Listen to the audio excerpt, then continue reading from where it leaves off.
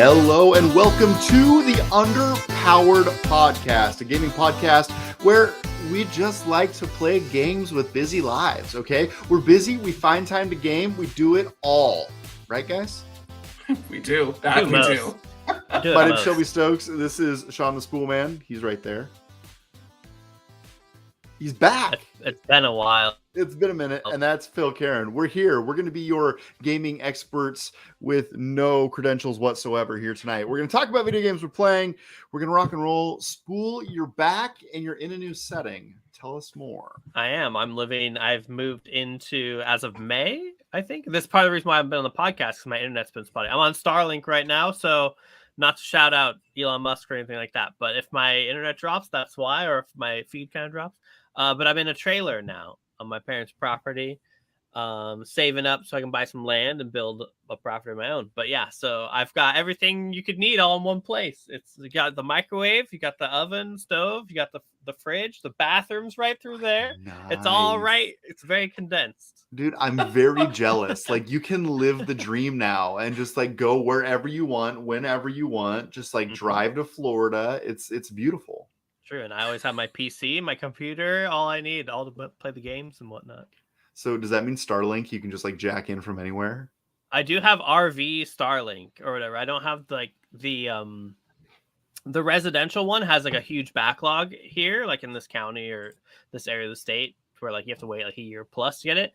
But they started sending me, I had signed up and like pre-ordered for that. They started sending me emails to like, hey, we have this new RV Starlink. There's no wait list if you want to do that. So I have that, which apparently the negative or the con of it is that it has your lower priority than residential customers. So if a bunch of residential customers hop on at the same time, then my priority goes down. But I haven't noticed that being an issue too much. But if it definitely that becomes drops an out issue, if that becomes an issue, you can just pay Phil and I to come and cut cords for you. We will take down your neighborhood. Yeah. Awesome. Yes. Phil, how do you feel about artificially cutting internet cables up? And hey, I'm up late anyways, so I mean, what's it to me? It's what is it, a 10-minute drive? It's no big deal. So yeah, and Mr. Fierce asks, "Where's Mr. Cool?" He's out cutting cables somewhere. Yeah. No, Mr. Cool's dog was spayed, and he's on high alert. He is nursing the doggo back to health, I'm guessing is how we should describe that. Yeah, I mean, he is a high alert is an understatement. Yeah, he's locked down. He's locked down for the evening for sure. He's so locked in that he's wearing the cone just in case. Yeah, he messaged me and was like, my dog just had surgery. I'm so tired. Can you please be on the podcast? And we were like, yes, Spoole can. No, it's funny because he is a much better dog owner than I, because I was like, yeah, when my dog got spayed, we just like put her in the kennel. So we're bad people apparently, but yeah, more power to him. Shout out to my Twitch. Yeah, Go Fierce Gaming. You're rocking and rolling for sure. And Ten Daddy comes in and says it's for my safety. That's Casey defending himself. Are you afraid that the dog is going to attack you? As he falls asleep on the couch with his phone on his chest. We missed you, Casey. Yes, we do. That's for sure. But no, that's why Dr. Cool is out. Mr. Cool is out. But yeah, it's a beautiful thing. He's rocking and rolling. But yeah, we're here. We're gonna talk about some games. We're doing it. We're gaming. Let's see. I played Monster Hunter again yesterday with friends. Spoole, I'm now a Monster Hunter person. This is Monster Hunter Rise, which is the newest one, right? On the Switch? Correct. Yes, on the Switch. And I have been enjoying it. I think that it is a lot of game for me. We played with a friend last night, and he knew all the ins and outs of all the different gears and spots you need to hit and counters and weaknesses. And I was just like, oh, I know nothing about this game. Like, I'm literally just in here mashing buttons, praying not to die. That's what I learned. But the $1 million question with any Monster Hunter person is, what weapon are you using? I am using the insect glaive. Of course, that's what I usually use too. Is it really? Are you an insect glaive guy? Okay. I thought I was alone. People were just like, "Why are you choosing that one?" Like, because it's the coolest, and I get to flip around like a ninja Yeah. man. So you said like you played with friends, I did. which So it's means that you have used your Nintendo Online. Do you think that it is worth its value now that you've used it? the Nintendo Online. Yes. Definitely not. No. Definitely But you get not. like a free 20 games or whatever, right? From Nintendo Retro. That's news to me. I'll take your word for it. I have not downloaded any of them. Maybe I should. You get like the original Mario Brothers and Zelda and like some of the like NES games basically. So I need to go back and play those. I need to like fill out that back catalog, I guess. add to your list. You know what I'm saying? Yeah, for sure. So yeah, I've been playing this game for about a month or so. I started playing it for JRPG July. Like, I think I get it. It's fun. I enjoy it. I think it's time to start bringing in other games to play while I'm playing this. I still think this is kind of an MMO. Let's be real. Mm-hmm. I forget in Rise. I played. What was the one before Rise? It started with an I want to say. You're not talking about World, are you? Oh, maybe it was World. That's the last one I played, and you had your Palomino or the cat people was like your best friend, your sidekick, and all that. Do you still have those in Rise? Yeah. So if you're playing solo, you can have two. You can either have two cats or two dogs. I normally play with one cat and one dog. The cat is like a mage essentially, and the dog does melee attacks, but you can also ride the dog to get through the map faster. So wrong. What kind of dog is it? It's like a Great Dane. The dog art in this, not great. Options are pretty slim. Unless you upgrade your dog, which I haven't. I haven't uploaded. Does that cost extra? I mean, probably, but I'm already playing for Nintendo Online, so I'm broke as joke right now. I knew you were gonna say that. So I mean, a month.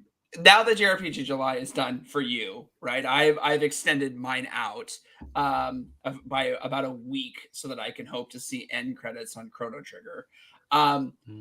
What is the game that you play the most at the airport? So when you're traveling or when you're like, what? I know that you were playing Monster Hunter, but like, what do you typically play? I typically play whatever is on my Switch backlog. I don't really have a go-to be honest with you. I played through Mario 3D Land last time when I traveled most recently. That was earlier this year. I honestly do all or the majority of my Switch playing while I'm traveling. Like the rest of it normally doesn't happen at home. Because if at home, I'm playing at my PC or my Xbox, like I'm playing couch gaming on a different console other than the Switch normally. Well, yeah, I mean, I think that's the best part about the Switch. It's like that you can grab and go and that you can carry pretty easy. We just got to a point with my son who's 6 where it's like there are certain places that you can take this with you now. You know what I mean? Like you can take this to the doctor because doctors suck. And like there's literally nothing to do at the doctor except for sit and wait for 2 hours. And you can take this on an airplane. You can take this like certain places where there's nothing to do but sitting and waiting. But other than that, it's like, why would you when you have the Xbox or you have the PC or you have something else in front of you? Mm-hmm. Yeah. And like, I know that the Steam Deck has been a point of conversation. There's a news story we'll bring up later where handheld gaming is becoming smaller and smaller. And we've talked about, Microsoft's ability to stream to the tablet as well. So as long as the Switch is able to reliably run games without Wi-Fi, I'm probably going to continue to buy games with that, but it's really become my port machine more than anything. Yeah, makes sense. Yeah, I don't have a handheld other than my phone, which I guess I have Game Pass Ultimate, so technically I can play like Xbox games and stuff on there. But I usually my go-to is like Tetris or Snake or something. It's been the same one since like my very first. I want to say I had Snake on the old Razr phones, like the flip phone thing. Like I think I had Snake on there, and that was my go-to. But still to this day, even though EA has kind of ruined it, I have Tetris on my phone. Yeah, I mean, I think that Tetris, if I don't quote me on this because I don't know anything about anything, but I think that Tetris is the highest grossing game of all time. I believe like if so. you, I believe you're right. Like if you like figure out like inflation and everything like that, I believe that Tetris is the highest selling game of all time. But don't quote me. Tetris is so good though, It especially is. like Tetris Effect. Like if you just want to like trip out, turn that game on, turn the music on high, and just enjoy the ride, man. It's kind of like Minesweeper and stuff now. They have like other game modes with it. It's like there's not just Tetris anymore. There's like Space Tetris and like some other ones too. Where there's like other things. We've But done it, guys. We've hit the end game. They have Space right. Tetris. Game over. Wow. The world can now Well, end. one of the things you can get with Nintendo Online is, or you can play Tetris battle. Well, I forget what it's called. Like Tetris, it's like versus 50 other people or 100. It's like a battleground. I forget what it's called, but I remember when that first came out, Nintendo Online and stuff with the Switch. That was a big hit for a while. Tetris 99, I think, is what it was called. That's yep. Yeah, and I think it was on Switch as well. So Spoole, it's been a minute since you've been on. Mhm. What's your read on the handheld from Steam? As a computer guy, as a PC guy, what do you think? I had a pre-order for it for the middle tier one. The Mhm. bottom one, I was like, no, it's not quite power enough, full enough. Like they did a good enough marketing job where like it's not, you know, the bottom one wasn't that good. So I had a pre-order for the middle one for the longest time. I want to say like 9 months or something like that at least, until this spring. And then I watched a couple of creators get it. Like I watched Robaz on Twitch, if you guys have heard of him, but he's this entertaining Swedish creator. Anyways, he got one and he was like pooping all over it. Like he just wasn't happy. It wasn't doing what he wanted to do because I think he wanted to stream off of it and some other things too. Anyways, I heard enough kind of not negative, but just not positive as I was hoping for reviews of that it wasn't as powerful or things like that. So I canceled my pre-order and was like, I can just order one. If I want one down the road, you know, I can just order one down the road. And then one of my buddies came down from Canada and visited us like a month or so ago. And I got my hands on, and he had one that he had with him. Got my hands on it. I'm like, okay, I wish I had one now. It was like, actually, it was impressive enough. And he was like just singing his praises, and he had only had it for like a week or two, but, I think it's a really good like foundation. I was also one of the reasons why I kind of canceled my pre-order as soon as I heard like negative stuff about it was like I know Steam and Valve's track record with hardware and things like that, and just like how long they support it. Like I have a it's not Steam. Is it a Steam Deck? The little like one that you could like plug in basically your TV and stream your Steam, and like what is that called? I think that's what it was called. But I had one of those. It was only like $20 or $30, so it wasn't like a huge investment like a Steam. No, not Steam Deck. That's the new one. Steam. No. I forget what it was called. But anyways, what is it called? That was a Come on, chat. Come on, chat. Help us. For it, it was like $20 for that, Yeah. and just they just stopped supporting it after a while. So I was worried that with this, I didn't want to be like a first.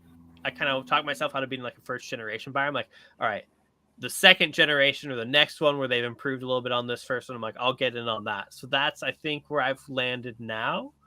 And yeah, but it sounds, everyone I've heard that actually has it and has been using it is happy with it. I'm excited to get hands-on with it. You know, I do still follow Jeff Gersman's show, and he tinkers with it and talks about how you kind of have to go in and manipulate settings from time to time. Yep. So for me, that's kind of like, no thanks. That's why I kind of stayed away from the PC for as long as I did, and kind of probably why I like the Switch the way I do. It's just like plug and play. I know it's going to work. I'll overpay for the indie game, but at least I know that I'll have it portably. Where me, I've been a PC gamer since I was like, since the mid 90s, since like Warcraft 2 or whatever, where like I want that customization. I want to be able to do that stuff. So like even being able to emulate and like all that kind of stuff you can do with the Steam Deck, that appeals to me more. But I get like people that don't want, they just want to plug, like after a long day of work, you just want to sit down and play a game. You don't want to have to worry about like tinkering with it and playing with it and stuff. Yeah. I don't have the big brain, but this weekend I will redo my entire desk setup. So get ready for that. I'm very excited. I have a whole bunch of stuff that I bought on Prime Day in this corner ready to be set up. Because I forget, Shelby, do you have your monitors stacked on top of each other? Or are they left and right? Oh, we're getting behind the scenes. Oh, this is not going to work. It's upside down. Whoa. Oh, you have the triple. So you have the two next to each other and then the one on top. Yep, I got the trips, and then this is the standing desk setup. There's my, just in case you gotta do some measuring, I always got that there. You just never know how many inches away you need to be. So I got that going on. That's like what it's like to be the gamer 1%. Have your triple monitors. Welcome. I know Yeah. we made a joke about that a few weeks ago where I just recently switched to the dual monitors. Yeah. I was just running off of one monitor for such a long time, and I'm just like way too conservative. Like, no, I don't need another one. And then my job was like, oh, you want another monitor? So because I have to do it for my job anyways, and I was like, yeah, sure. And then I'll never go back. You can't. I'll never go back. The dual, at least 2 from now on. That's awesome. So I was going to transition over to Phil, but Fierce Gaming just put in the chat, what are your thoughts on Fortnite? And I got some thoughts on Fortnite, guys. Just Fortnite in general, or like no build mode, or I had an itch for the Fortnite about a week ago. So I got in and got a victory royale and felt like a golden god, and then turned off the Fortnite for a good week and a half. The Fortnite. You can tell what type of podcast this is. So did you do the no build mode, or just do the classic? Yeah, I've only played no build mode. I don't even know. If I tried to play build mode, I'd probably just get murked because I don't know how to build in that game whatsoever. You're like, all right, now what button do I place the build? Boom. Yeah. Exactly. But they have a dummy button in the new Fortnite maps where you can just throw a grenade, and it's called an insta fort, and it just boom, throws up a fort right there, which is kind of cool. Yeah. So it's pretty good. Phil, have you played the Fortnite? Yes, actually, to be fair with you, I did the same thing as you. I had dad mode. I turned it on. This was years ago, and I learned how to build what they say, like a 1x1.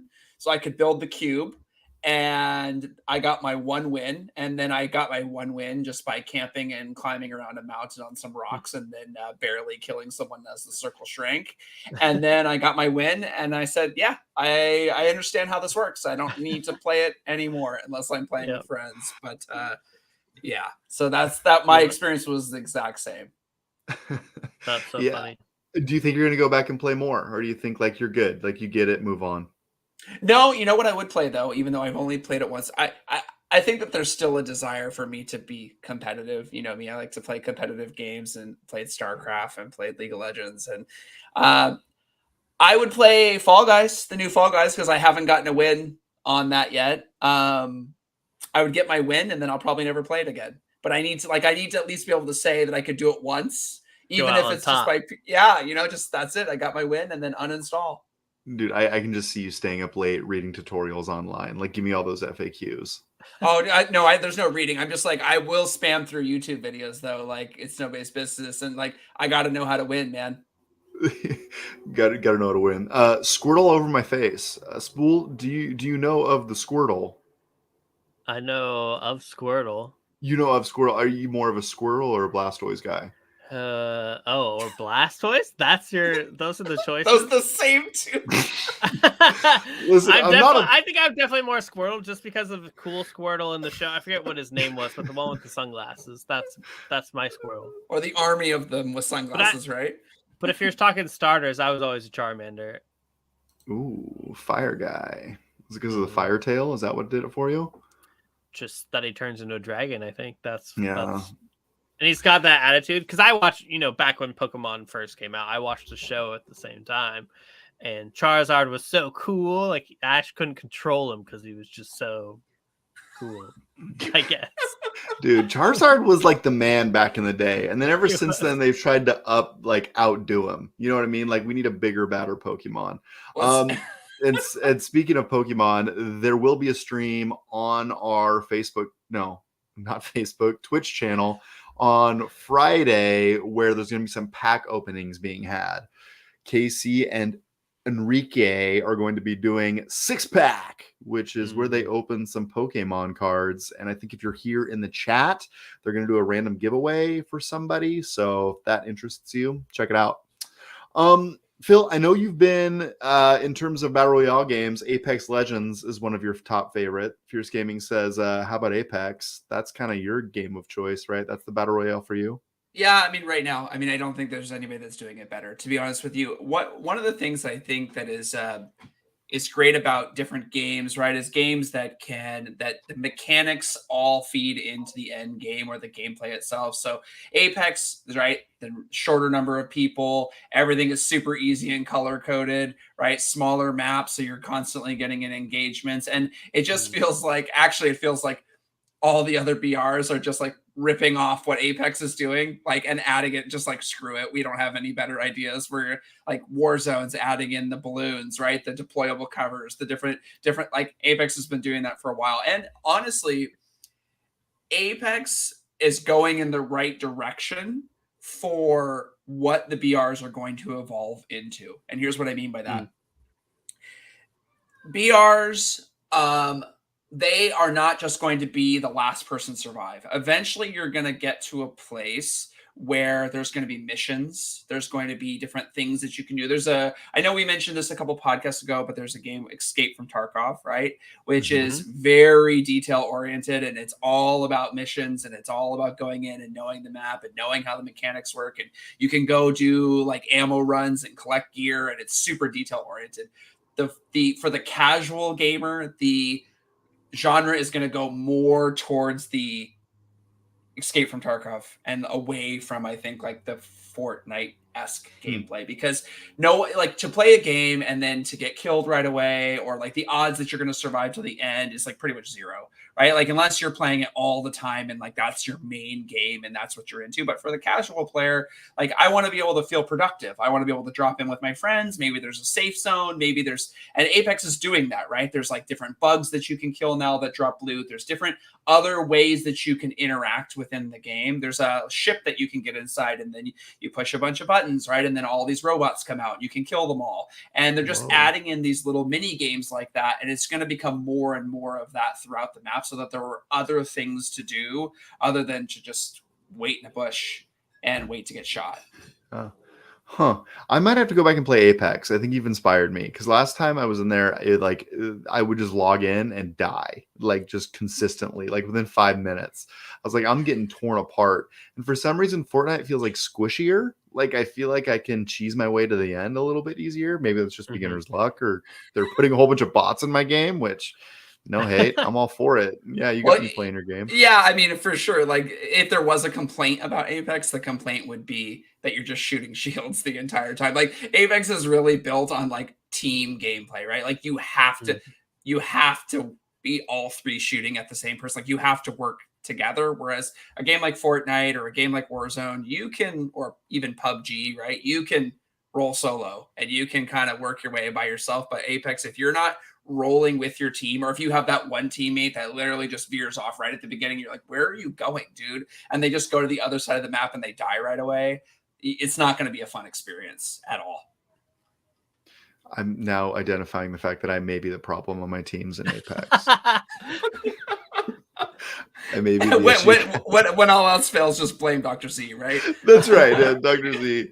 Yeah, no, he's got to carry. Yeah, no, totally. I do have to say, because Casey is not on the podcast today, I have to tell one quick Monster Hunter story. We played last Monday, and he was like, I'm going to carry you guys. You're going to get carried. And we're like, okay, cool. Like, Dr. Z and I go in there, not really know what's going on.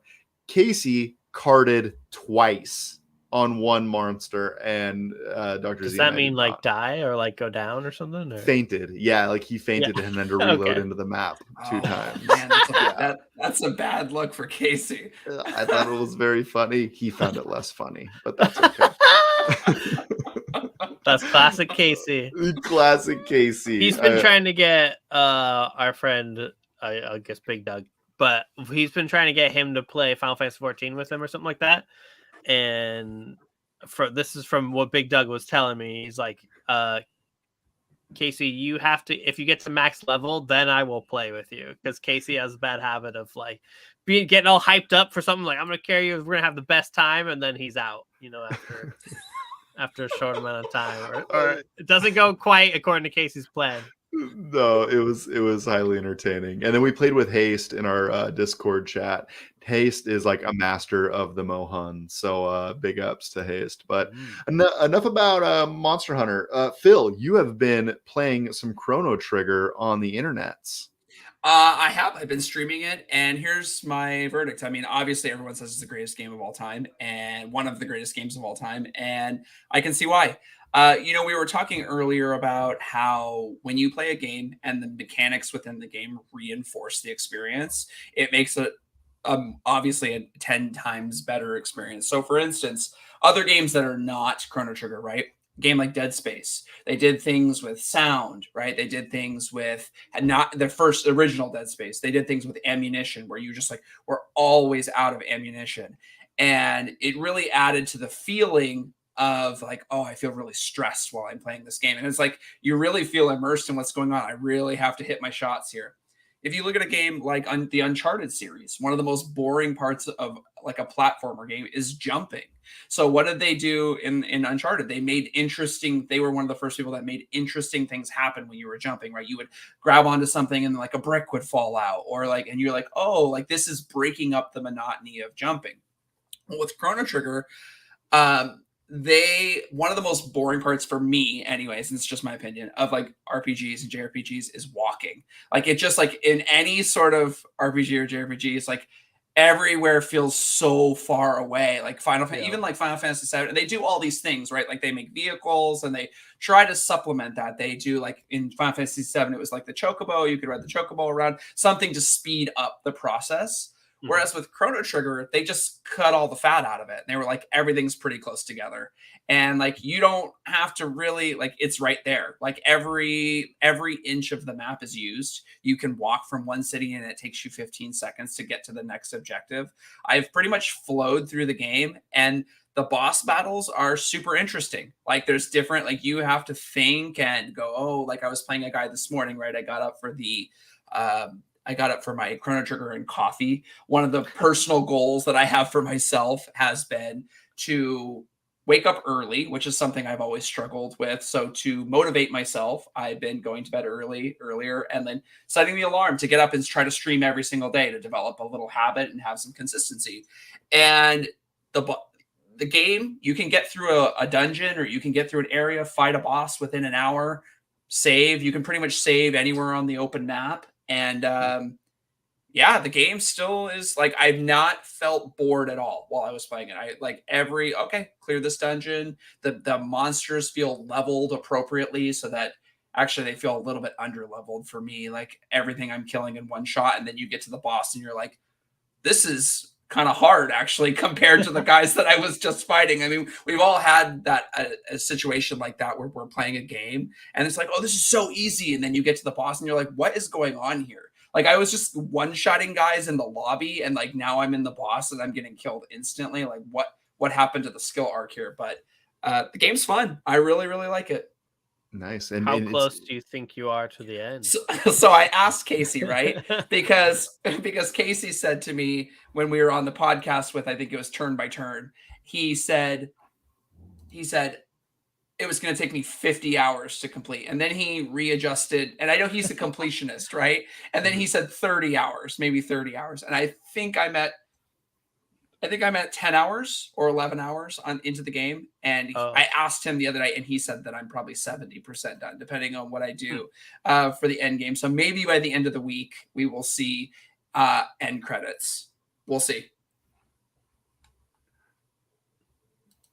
I applaud your consistency with it. And I know like it's an older game. So part of me was like, okay, is there going to be like any barrier to entry here? And I know like last time we talked, there was a little bit to do with like the pixel art maybe not being up to snuff. But for the most part, do you feel like you're playing an old game? Like, do you appreciate it playing it now? Or are you just kind of like, okay, this game is old and we're doing better now? Like, do you feel like it's worth your time? I guess is kind of where I'm going with this. Yeah, for sure. I mean, I think we get this way with movies too, right? Where we'll see something in a movie, or like a plot device that we see in a movie, or a special effect or something that we see in a movie.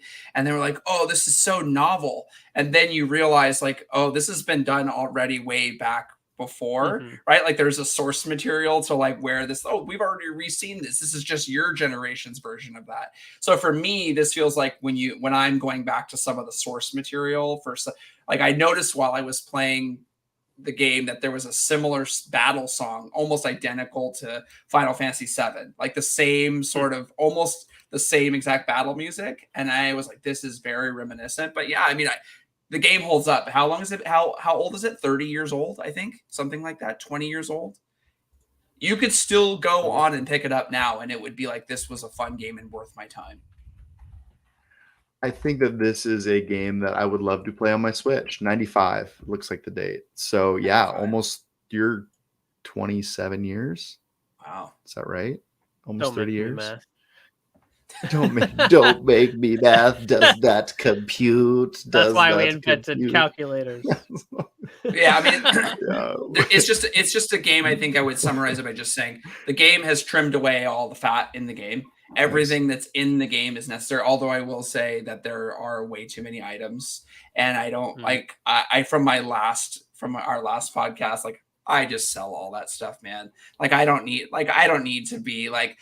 The only thing that I use is like potions and ethers, and that's it. And just like give me whatever the meta sword is that everyone's using, and like it's probably gonna be enough. You know what I mean? Like I don't need. I'm not super into dialing in. I guess this is why when I was playing Diablo, right, Diablo 3, and you get to those higher tiers. Like I was never very good at the higher tiers because you really got to dial in your damage, and you're like looking at the stats of your character, going like, I really got to get that DPS up. Like I got to put the right armor on with the right gem.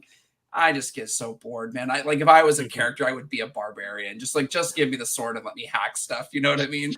Just get me through. Yeah, and I think that's where I'm bouncing off of Monster Hunter now. Like I've played it for a month, I've gotten deep into it, I've seen credits once or twice, and like now it's like, okay, now you got to start working in your like the right weapon and the right armor and look for the right drop. I'm just like, this is feeling like homework now. Like I don't know if I'm gonna stick with it. Who is your favorite monster that you fought that you thought was the most interesting? There's one that straight up looks like a dong, and it is very inappropriate. And I heard people talking about it in Discord. I'm like, these guys are nasty, but no, it really does. It's pretty ridiculous. Some of the dragon art is really cool. I don't know their names. So the dragons, like the dragons. Did you ever get done with a boss fight and be like, man, that like actually took some energy for me to take down?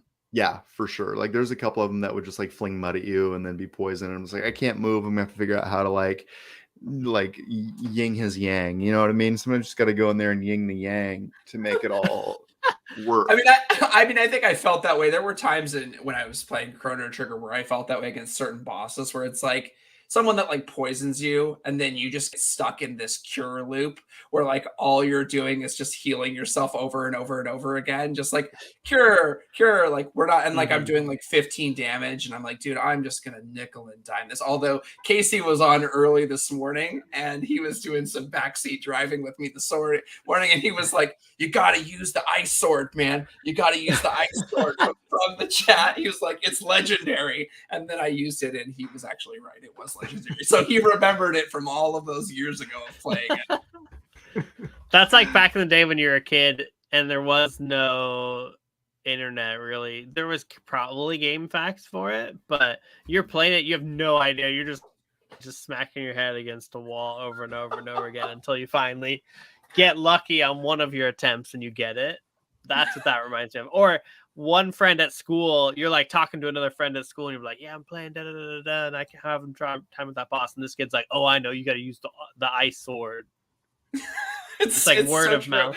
Yeah, your only other alternative for that was like to go spend $20, which you didn't have on the Prima strategy guide that was like all print, and then you had to find the right chapter in the book, and like, oh, that's all I had to do. That's where the door was, and then you're like, that was stupid. I wish I didn't read that. Good luck explaining to your parents, oh, I need a book to beat this or play this game that you also already spent $30 or $50 or whatever on. That's how you complete the experience. And speaking of completing experiences, part of the reason you're here with us tonight, Spoole, is because you have got to the end of WoW. You finished WoW. Yes, WoW Classic. The Burning Crusade is what it's on right now, which is what I think even last time I was on here, I talked about, WoW and stuff. Burning Crusade is done with now. Sunwell Plateau came out. We beat Kil'jaeden. They just announced here like a week or so ago when Wrath of the Lich King Classic is going to come out, which is like the next expansion. So right now, raiding and stuff is kind of on hold within our guild and everything until this new expansion comes out. Everyone's kind of getting ready for that. But that's what I've been playing. I've been leveling my mage up, I want to say. I started to level a warlock, and then I found out that we get a free level like character boost to like max level, and I was like, oh, I'm just gonna do that versus grinding and leveling a bunch. Smart. Here's my question for you. Like you've been playing WoW probably for a long time, and I'm someone who's never played WoW ever. Uh-huh. How do you think, looking at the years of playing this game and like different how it's evolved over time, do you think a new player who's never seen the game before, do you find the game still to be approachable for a brand new, like not one quest under their belt? I missed the very end of that because Starlink just refreshed. But a new player, would you like enjoy it now? Is that kind of the question? Or Yeah, do you think it's approachable for somebody who's never played the game ever? I think retail is really new player kind of friendly, so there's two versions now. There's classic, which basically they rolled back to like when the game first came out, and they just started like these new servers so people could kind of go through that experience again, which is what I'm playing on. But retail is like the one that's been going for 20 years. They've just been up and adding new stuff. They've done a pretty good job with retail to make it pretty polished and not very like punishing, where classic has that only because it was so simple. Like classic, there's not a ton of things, where like the biggest problem with retail right now would be that there's so many different mechanics and things you can do. Like for instance, at like a few expansions ago, they added basically Pokemon to the game. Like you can collect critters and then you can battle them against other people. That's just like a whole other, like you don't have to interact with that if you don't want to at all. It's literally just kind of like fluff and for fun. You can get a cool like some little pets or whatever, they'll follow you around from it, but there's so many like mechanics and stuff like that that have been added onto it that it might be overwhelming just from you don't know where to go. But like if you're just playing like the base game and you just want to level and like do dungeons and play with your friends, I think retail is pretty approachable. I think you really want to have a friend or like a guide almost to be like to tell you what not to like waste time on, or like to focus on this one thing. But like for instance, like if you want to focus on just PvP, you just want to fight other people and do that, you can in retail or even in classic too. You can just focus on that and do that. They've got it now to where it's like segmented. There's so many different mechanics and things that you could do. If you just want to do dungeons and like amass tons of cool gear, you can do that. Or they even have like in-game fashion shows. So they have this thing called transmogrification, where you get loot in the world. You can like basically add that skin to whatever armor you're wearing, so it looks different than what you're doing. But so there's all these different things you can do in it. So you could definitely, anyone could find something they'd be interested in. But again, I think it's best if you have one friend or someone to kind of guide you and help you focus. Because I think, yeah, if you were to just jump in, they'd be like, here's all these things you can do. Which one do you want to do first and stuff? And it's just like, whoa, I think from the beginning, you just get like overwhelmed. It does. I think it does. That is smart for them because it does feel like almost like you need to have two separate games. And because we were talking about this on the last episode, where what do you do when you have this series that's been running for 20 years and then you have like people that have put like their whole lives into like their guild, and then you keep adding to it. If you keep adding, the more that you're adding to a game, the more likely like the balance is to be thrown off, or like something, right? Like you're bound to like screw up that equilibrium. So it does almost, I think that that's smart in that, hey, we have this classic experience where it's like unfiltered, like the original experience, and then we can kind of use this other experience as like a way to toy around with new mechanics and like different things, so that both people can have their cake and eat it too. I think the best time to jump in, if you were going to jump in with World of Warcraft or something like that, is when they put out a new expansion, because everyone kind of gets not fully reset, but a lot of people, there's a bunch of new mechanics or new just like gameplay things that are added that everyone's kind of on equal footing. So I think if you were to jump into a game like WoW, I would jump in when there's a new expansion or DLC or whatever that's coming out, because again, everyone kind of gets reset. Usually, also with at least with World of Warcraft, they usually give you a boost too that gets you to not max level, but like high up, so that you're not jumping in with just like zero things. They give you like a little base kit and like kind of give you a little tutorial and stuff like that. But that's probably my advice would be like jump in when there's a new, for instance, WoW has a new retail has a new expansion coming out this winter probably. It's dragons. It's all dragon themed. You can be dragon Phil, people. now's the time, baby. Now's the time. Yeah. You and me. Let's do it. Yeah. Just the two of us together. It'll be a quick 300-hour playthrough. It'll be fine. No big deal. We have time. Saturday. We'll knock it out on Saturday. Yeah, just Saturday. Just one Yeah. Saturday. All of it. Yeah. Yeah, we're gonna need all the boosts we can get for sure. So let's move on to the news. What do you guys think? Yeah. Have you guys heard of news before? What is news? Can you tell me what news is about?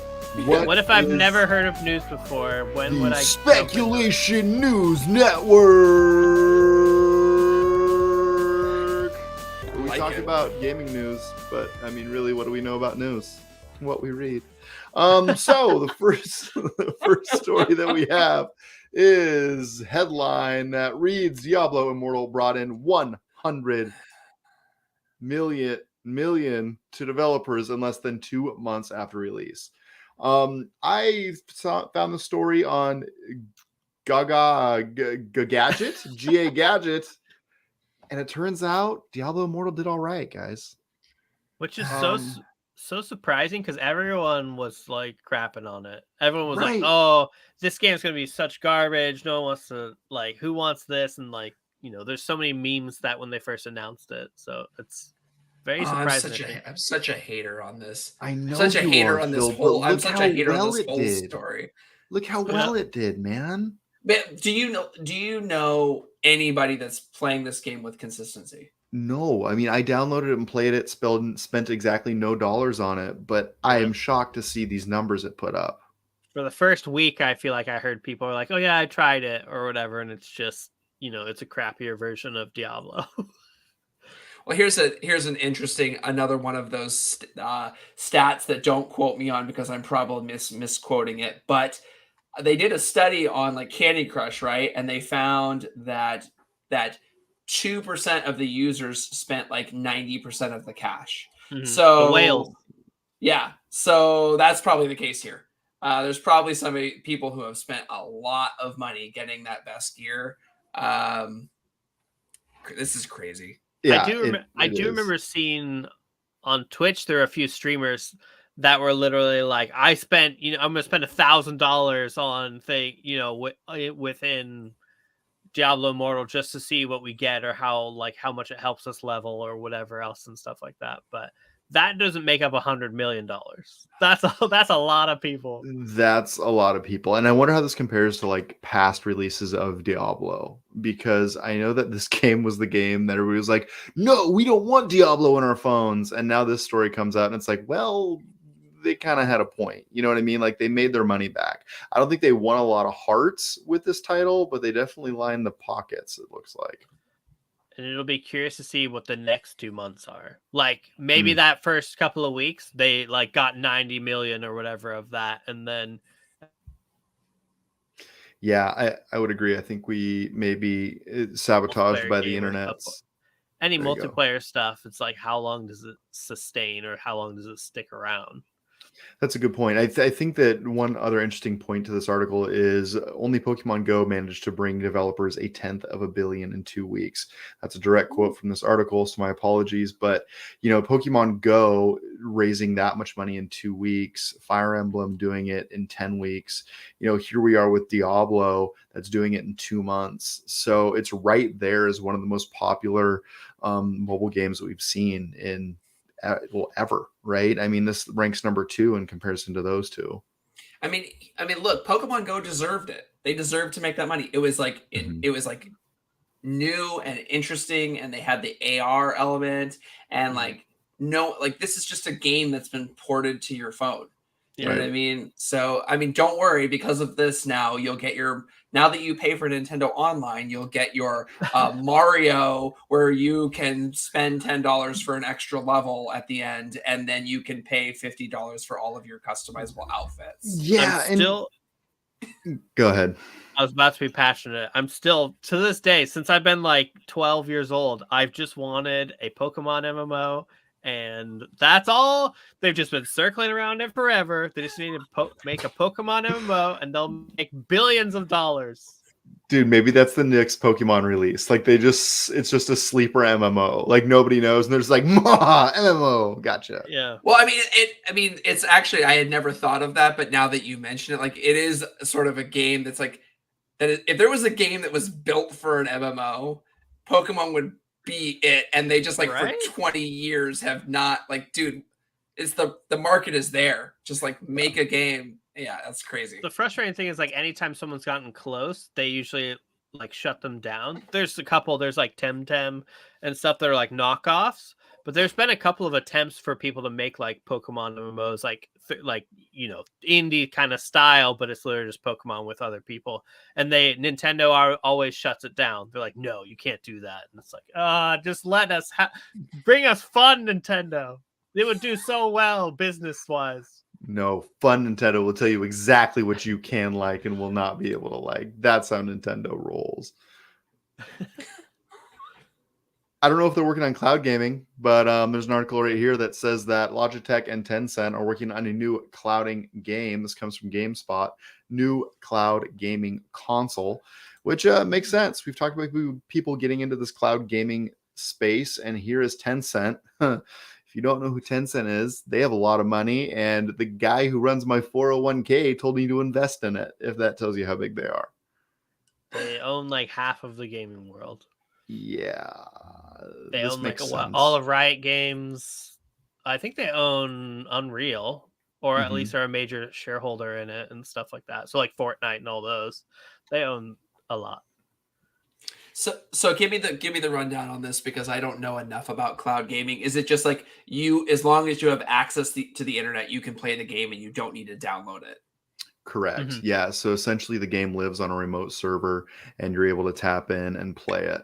The hang up that we've seen in like the last 5 and 10 years, and Sean can probably speak to this better than I. Google Stadia. Yeah, Google Stadia did not work. But the problem has been latency, as well as building out the catalog that makes sense, which is why I thought Microsoft was such a big player in this space when they went cloud. Like, it just made sense. Mm-hmm. It's like they're going to give you this ultimate Game Pass and you can play on your phone or wherever you can. The reason that I think this is so notable is you have Tencent involved, and they have their tentacles in so many different areas and in so many different IPs that if they're able to package together some sort of membership like Microsoft has, you have a business plan that is going to beat Stadia immediately. It's been a technology, the cloud gaming and stuff like that has been a technology now for at least since I was all the way back in G4. I remember, what was the company called? It was like I remember I can think of their logo. It was like start with an O and it was orange. But then I think Sony ended up buying up their company and like folding in all that technology and stuff. Cloud gaming, like they've been pushing for that for quite a while, and it's finally been coming to like a T to where it's like internet and stuff generally is fast enough that it is a reality. Like, I think a lot of games you can play that aren't like FPS. Like, I think FPSs still have like a little bit to go, but most like action RPGs, like Uncharted, like, you know, platformer kind of action RPG stuff like that. A lot of those games are doable now for the most part. Games like Path of Exile or Diablo might be a little trickier because you need that like kind of like hair trigger, like frame perfect reaction time sometimes. So, like something like Dark Souls or Elden Ring and stuff, you probably wouldn't want to cloud game with it. Like the latencies, they've gotten it to where it's like really low as long as your internet's good, but there's still just a little bit there that makes it hard for something like if you want to play Call of Duty or stuff. Like, it's hard to jump that multiplayer latency kind of line. Yeah, anything that's like FPS or action based or even multiplayer, I think does probably not doesn't do very well on cloud gaming. The stuff that I've had good experiences with is just like Spoole said, like point and click adventures or turn-based strategy. I played Yakuza a lot, like on my cell phone when I was like trying to go to bed and okay, one more round, I would get on my phone and it was perfect because it was turn-based. So it wasn't penalized for missing anything, which was nice. Well, I think this is, and I know I mentioned this in a few episodes ago, but this is the discussion of our generation, right? It's like, what do we do with intellectual property? And this is the direction it's going, right? I had a prime example where at our house, we own the DVD collection of the Batman animated series, the full series, right? But it was running on HBO for a long time, and just they had all the episodes on HBO, and then we went on last night. And they had them removed, right? Like their license had ran out, and like now you got to go to Amazon. And so I have such mixed feelings about like not owning something. I've always been a disc guy myself. Like I want to own the physical copy because I don't like something being like stripped away from me, and like, oh, well, you can't do this now. You have to have these 13 subscription services in order to play the game that you like. But at the same time, most things I consume them, and then I never play them ever again in my life. So it's but they can sit on your shelf and they're a representation of you. That's what I do with books. I Exactly.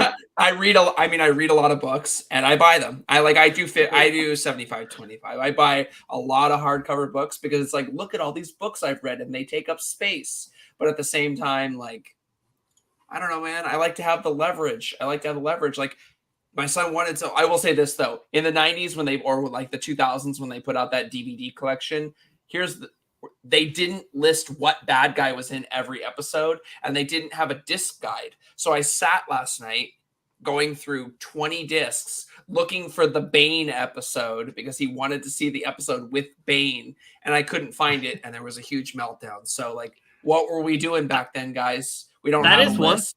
That is one thing. Us losing physical copies is like all those little inserts or like, the little booklets that would come with movies or games and stuff back in the day. Like I remember even Warcraft 2 had like a little book in there that had like the lore of like who different like characters in the game and stuff, that is definitely one thing that kind of goes away at the moment it all switches digital. Like I've been using Steam and been a PC gamer forever, so I don't know the last physical game that I bought. Probably like 2008 or 9 or something like that. That has been a debate for quite a while. Like Valve has said multiple times, at least with Steam, because people are like, I have like 900 plus games on there that people like. A lot of them are crappy that random packs or stuff that came together. But it's like if Steam were to go away one day, like Valve's like, all right, we're giving up on like software anymore. We're just gonna sell Steam decks. That's all we're gonna do, and like the service goes away. They at least have said or made this promise that they basically would allow people to all just download their game, like their library. They would just own and they'd be able to download it. But it's like at the end of the day, until that actually happens, how do you know if that's actually how it's going to play out, right? Yeah. Like suddenly one day you're like, oh, I just don't own any of those games anymore. Yeah, I recently got burned on Nintendo. So my kiddo got a Switch from like a fundraiser. So she raised enough money, they give her a Switch. I'm like, cool. Let me make you a child account to my parent account. So it turns out she can't play any of the software that I've bought digitally. Like she cannot access it unless I pay for another title, which is ridiculous. Like you are a child to my parent account. Like I'm literally paying your Nintendo online and you can't even let me play a game. Like this is ridiculous. Yeah, that's like a whole other thing. Yeah, I think of like Spotify, right? So you like listen to Spotify, you can listen to as much music as you want. Like, why wouldn't you make a compromise and say, okay, listen, every year that you get to download 2 albums and keep them forever? You know what I mean? Like some sort of negotiation that way so that the consumer has leverage or has something that they own that they can. Yeah, it's crazy. It's crazy. I'm not a fan. I think we should all just be hoarders and buy mansions and put our stuff in it. But yeah, it's definitely going towards like a lease. Everything's a lease, Yeah. or you pay a subscription, that, and then you get access to a library. Because for them, ultimately, they retain everything. They're just gaining money. They don't have to give anything away. It's just, yeah, for them, it's their best thing. Yeah. Yeah, it's crazy world we live in, and the future is upon us. It continues to be upon us with this next story. The future is continuing to come down the pipeline. Introducing the Backbone One. This is the PlayStation Edition, which is essentially a PlayStation controller that can fit a screen or a telephone into it. Right? So if this is done right? Look, the phone is just not going to work because it will work, but like every 2 years, your phone battery just dies. And it's getting shorter and shorter, by the way. Like, I literally kept my last Android phone until it pretty much caught on fire. One day, I had it in my pocket, and I had it for 3 years. And then one day, my pocket got really hot, and I got real uncomfortable. And I took it out, and my phone just fried and died. And that's how long I keep my phones for. But see, like, you do need to retire your physical goods and just start leasing this stuff. Yeah. You almost caught on fire, Phil. Yeah, I'm worried for you. we were in the car, and I was like, "This is a real bad situation." And I tried to cut it back on. I tried to cut it back on, and it was dead. I mean, it had really fried, and I was just like, "Dude, I don't want to buy a new phone every 2 years. I don't like spending $400 on something that isn't gonna like." Just think about it like this with a phone, right? You buy a phone. By the time you're done paying it off, it's dead. Like you don't ever own the phone because it fries. So, but like this controller could work with like a tablet, and if like a smaller tablet, and if they figure it out the right way, if PlayStation plays this the right way, like this could make Nintendo like be really a competitor for Nintendo, right? Because the best part about Nintendo is that you can grab and go. Well, if you can just do that, with a tablet, a fresh $10 tablet or whatever it is, there you go. Yeah, I mean, this is a pretty interesting concept. Like being able to just plug your phone into a controller sounds great. I know that guy that uses Android, being me, I'm always a little hesitant when I hear stuff like this because it's like Android just seems like not everything is optimized to one user friendly location like an iPhone. So I could see this working well for an iPhone, but an Android, it's probably just going to burst into flames. Yeah, I am also an Android user, and I feel the same way. Yeah. Like when Google Glass came out or whatever it was, where you strap the phone to your face. I tried that, and I was like, this thing is getting real hot, and I don't think it should be able to run this. Did you strap a phone to your face? Or I thought it was like a little like screen that was like a little glasses thing. Oh, there was one that was like a cardboard box. Like I remember that. Yeah. You can get that for like $10. Kidding me? I'm balling on a budget, baby. I can't even afford Nintendo Online. Give me that box. I'm gonna slip a phone in there and call it good.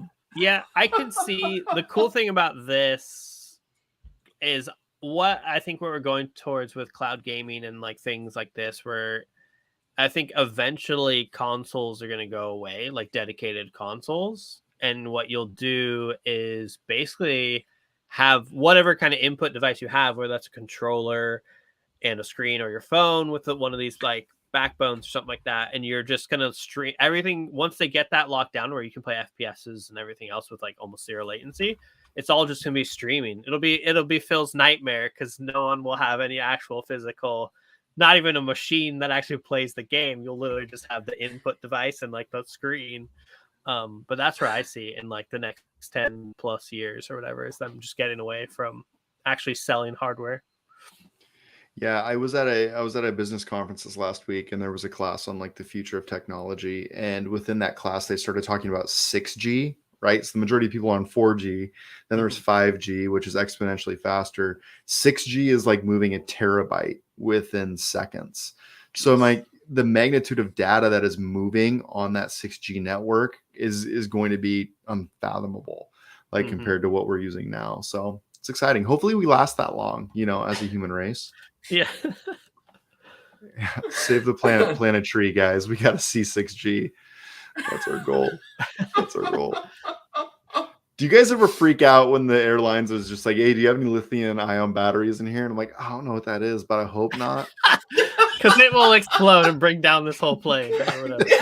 I actually did that because I hadn't traveled in a long time, and so in February of this year I did my first ever work trip, and I went and I brought my laptop with me, and they said that, and I'm like, oh, I don't know what's in my laptop, but I hope it's not one of those batteries. No, definitely not. Which, by the way, none of us know what kind of You're like, no, batteries we I'm have. pretty sure it's like a nuclear battery or something. I don't know. It lasts a long time.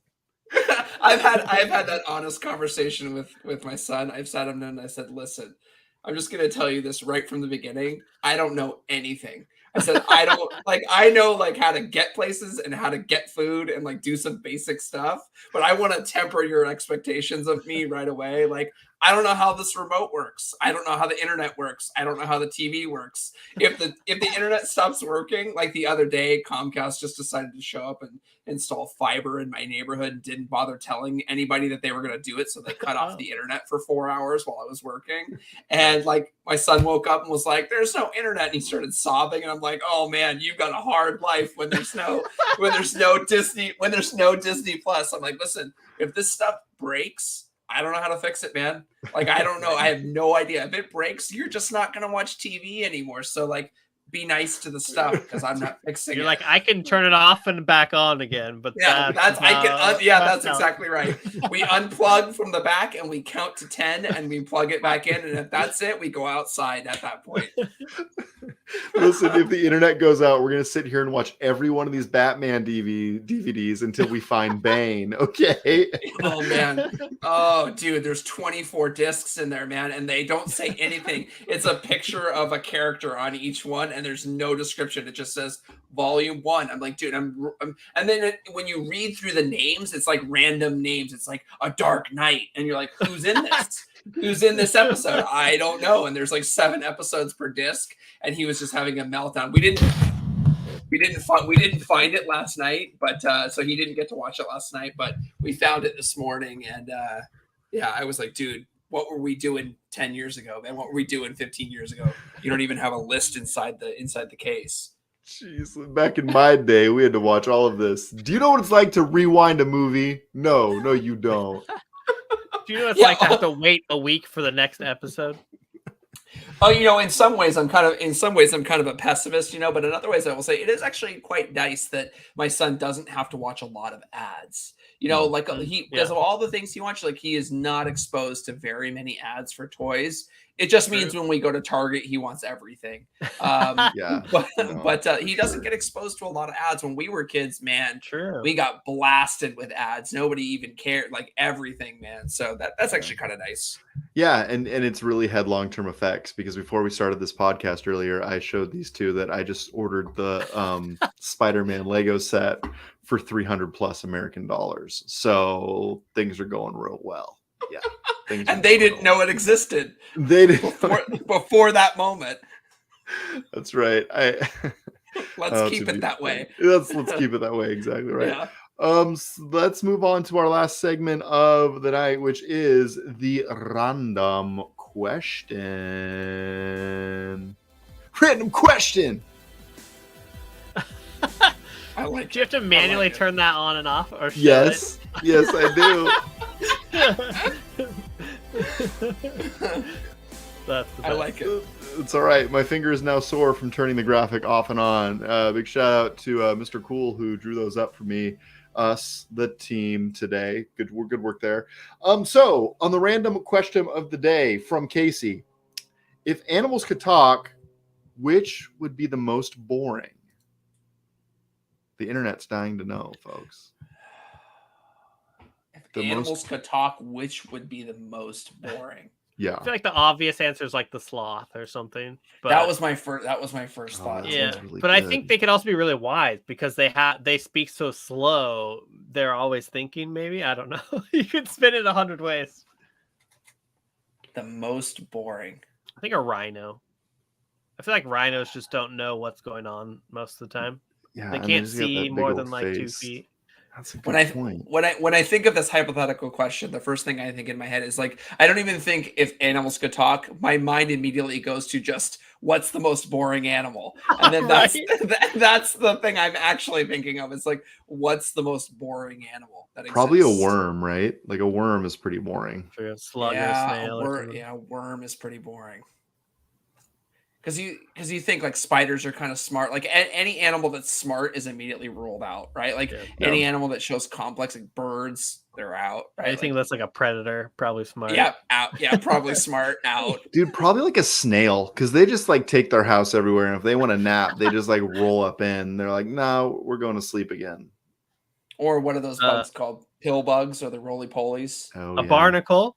Maybe a barnacle. They stick to Ooh. anything. There's no Ooh. brains there. What would a barnacle even say? What's in my mouth? You found me.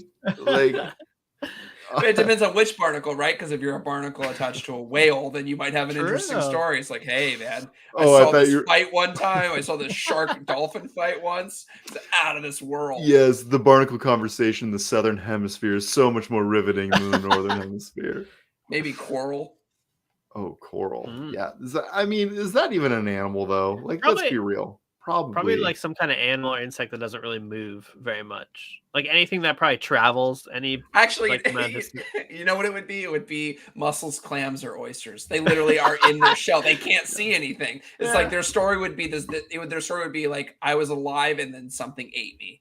And that would literally, that's because by the time that they're exposed to the world, like what do? They stick their foot out and they move, but like mussels just stick to the side of things. They don't, their actual living part is inside the shell. So it'd be like, I was just hanging out one day and then I was falling from the sky because a bird crushed me on the rocks. And that's about all there was.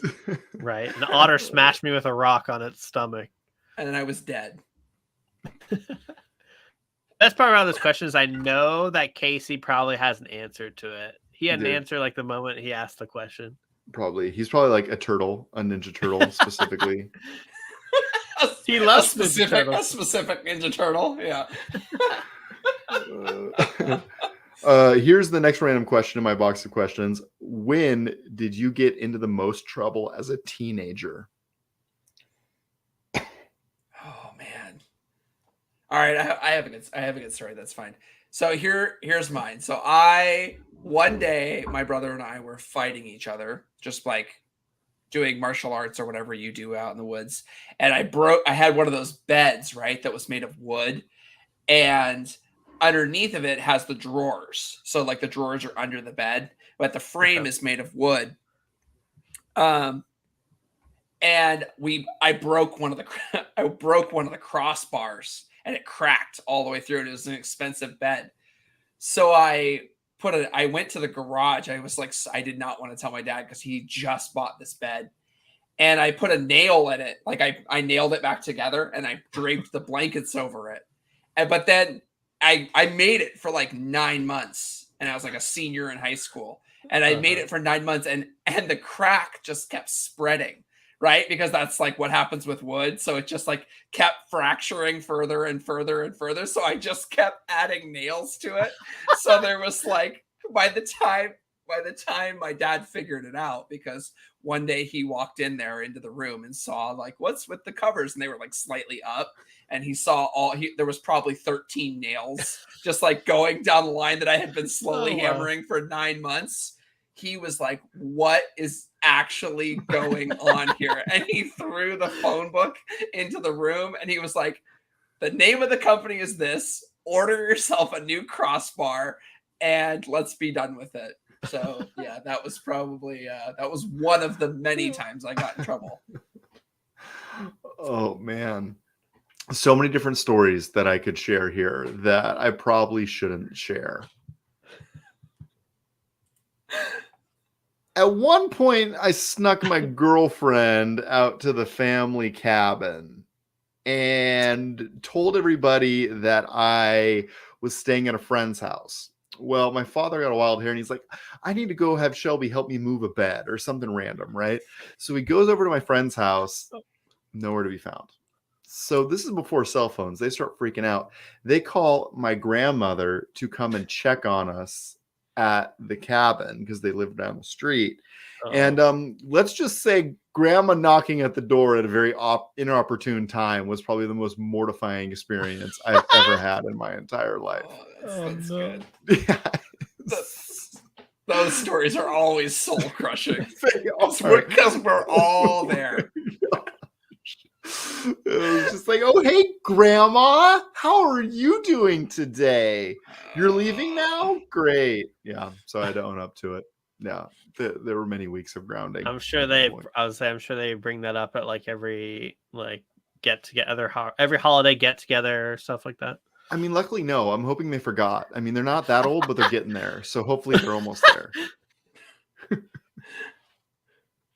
You got when I was like one of my worst ones when I was like 12, probably. I think it was like 7th going into 8th grade.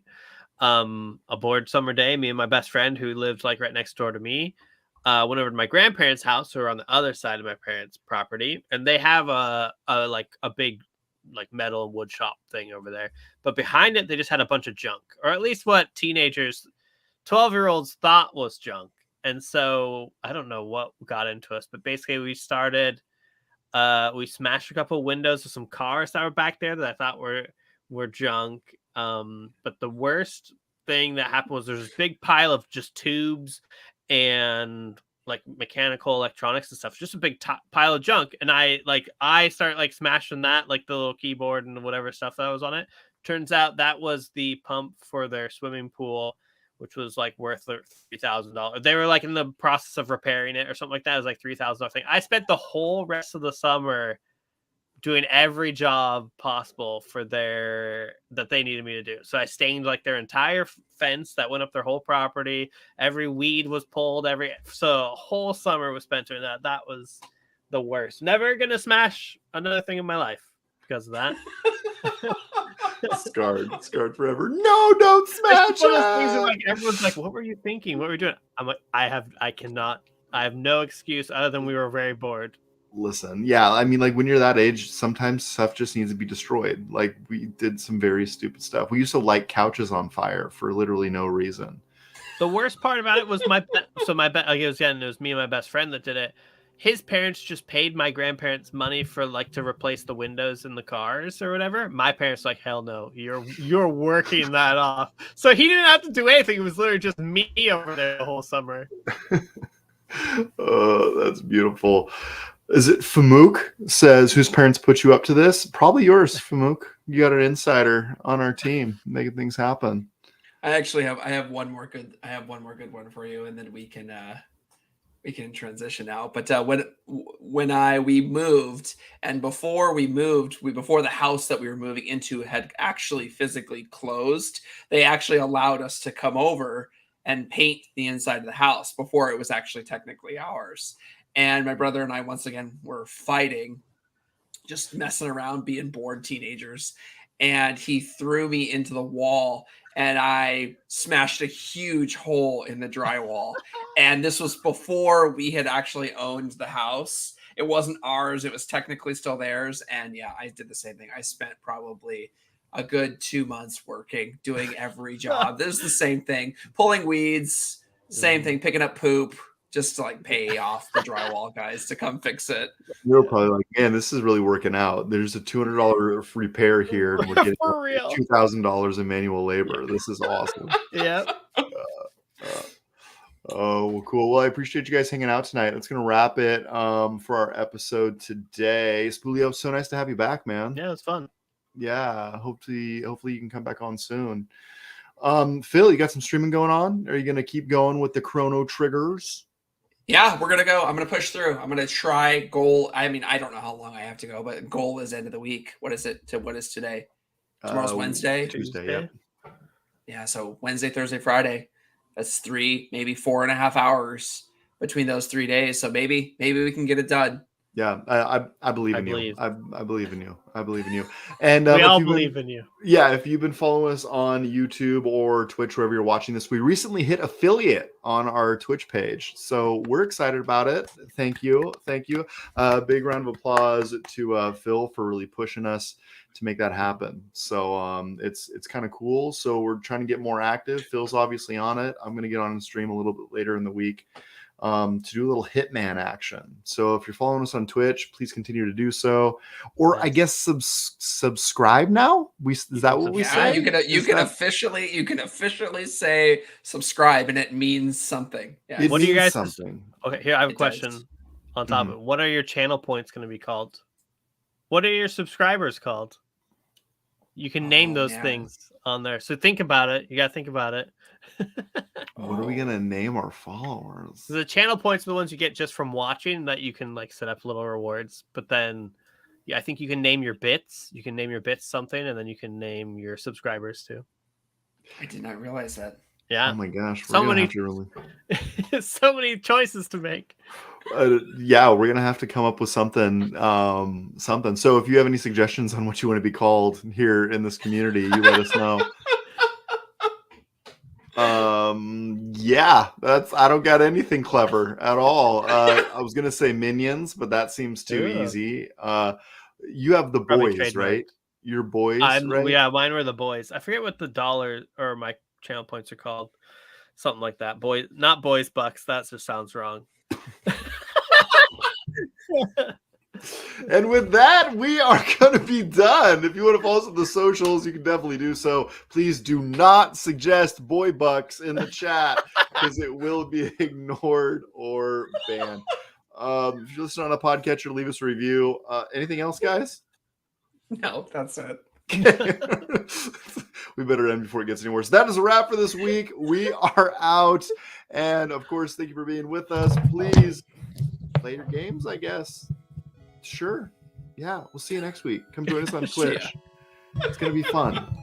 We're doing things. We'll be here. Get your bits on. Bring your boy bits. No. Good boy.